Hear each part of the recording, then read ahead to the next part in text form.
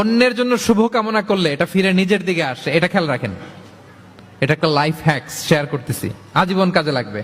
অন্যের জন্য যেটাই ভালো কামনা করবেন এটা ঘুরে আপনার দিকে আসবে। অনেকে বলে হুজুর ওর জন্য দোয়া করে আমার কি লাভ? নিজের জন্য আল্লাহ আমারে মাফ করে দাও, আল্লাহ আমারে সমৃদ্ধি দাও, আল্লাহ আমার বেতন বাড়াও, আল্লাহ আমার ব্যবসায় বরকত দাও, আল্লাহ আমার ছেলেরা হাফেজ বানাও, আল্লাহ আমার বউ, আল্লাহ আমার মেয়ে, আল্লাহ আমার আমার আমার সব আমার ভালো আপনি চাচ্ছেন নিজের জন্য, অন্যদের জন্যও চান।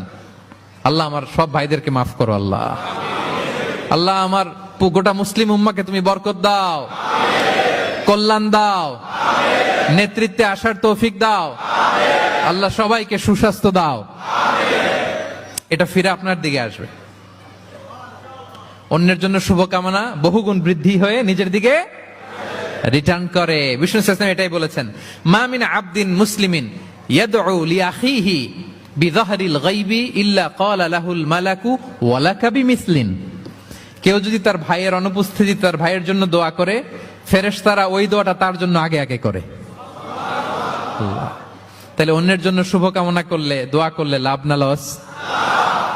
ধরেন আমি মোশাররফ ভাইয়ের জন্য দোয়া করলাম যে আল্লাহ মোশাররফ ভাইকে তুমি সুস্থ করে দাও, তখন ফেরেশতারা বলে আল্লাহ যিনি দোয়া করতেছে তার যদি কোনো রোগ বালাই থাকে আগে তারে সুস্থ করে দাও।